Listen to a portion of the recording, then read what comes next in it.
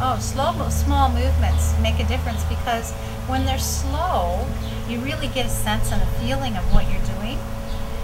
When they're small, it actually makes a huge difference in the outcomes because quite often people will overmove. Like, I mean, we all do these big movements all day long, but when you all of a sudden take it and you take it and you do it small and then come back, like, you know, and then another small movement, you're what all is happening in twisting your arm, what is all is happening when you're doing that. And then when you go slow and doing it, you can really get a sense of there's two bones in here, and as you do any movement with your arms, those two bones have to twist, and if they don't twist, it can cause all kinds of different concerns. So those slow and small movements make the difference that way.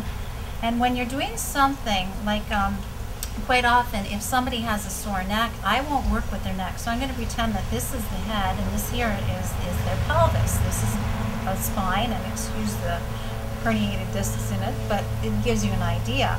So I will leave the head alone and I'll work from the spine, but as you can see, well, I'll turn it this way maybe. As you can see, I'm moving the spine at the bottom, and the top, it moves all the muscles and the joints, everything in the spine move all the way through. So I do not need to move where the person is sore. I can move from the other end of the person. It does not affect the pain, because when you go to, if somebody's got neck pain and shoulder pain, you go to their neck and shoulders, they're going to go like this right away because they are in fear, they're supporting that, they're just so scared. But if I go to their pelvis, it's like they can release those muscles, and I can go like this, and all the muscles around that area is moving. And I don't need to move it large or quick. But the slow is actually going to let the central nervous system talk to the body, talk to the brain, and that's where the changes and the magic of this work really becomes powerful for people, is the slow and the small. Yeah. Oh, that's great, Karen. Thank you. Now, how can new movement patterns actually reduce stress? Oh, well, again, every day we do the same thing over and over and over again. So when you start to do something, it's like when you drive to work. You drive to work the same way.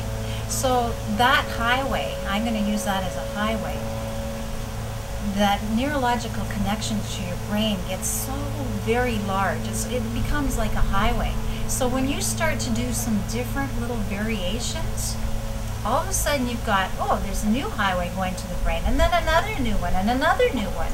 And you get all these other little highways coming to your brain, and then it's like, oh, there's a part here, and there's a part here, and all these different parts of your brain start to function and work. And they've proven it scientifically that pretty well anything that you think, it goes to your brain.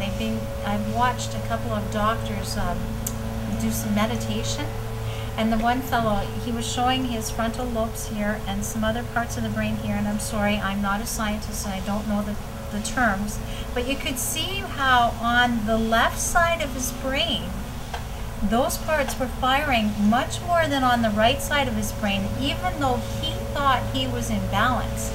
The brain is so powerful, and we've got these tools today to actually see how it moves and thinks, and I just find it so fascinating.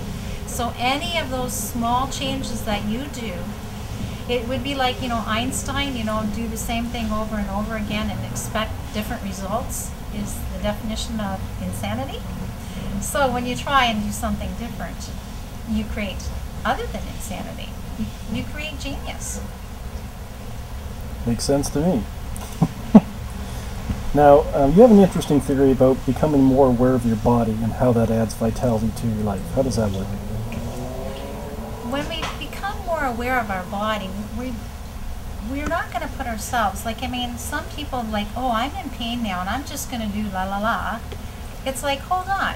If you're in pain, stop. There's a reason. Pain is saying, like, stop, stop, stop. It's telling you, stop, do something else. Like maybe just such a variation as like being on one foot compared to the other. Like if you're bending over, if you're standing up. If you're sitting, like, I mean, okay, over here, I'm okay. Well, go over there. Back here, like, oh, it hurts. Don't go there. Like maybe halfway in between is somewhere. Maybe maybe just moving your pelvis in a different way, your shoulder.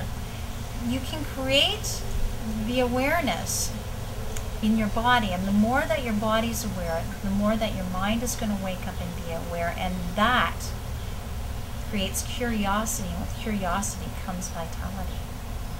Okay, good.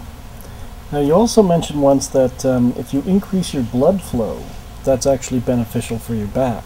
Now, how does that work? Oh, well, that's one of my clients. I'm going to tell you a story here about a fellow that I worked on that played hockey in Germany for a number of years professionally. And he used to go for massages, and when he went for massages, he said every time they went down his back, there was a certain part of his back that he thought, well, they know it's sore, so they lightened up on the massage. But what I taught him was they didn't actually lighten up on them. He had no sense of that part of his back, because the philosophy is, for most people in sports, if there's pain, you just go through it and you tough it out. Don't take care of yourself, tough it out. Be a man. It's like, no, if there's pain, there's a reason. You can actually become stronger and have more strength, more flexibility when you start to become aware of your body. And the blood starts to go up to this man's spine, and he was just like, he could actually start to feel his spine after many, many years.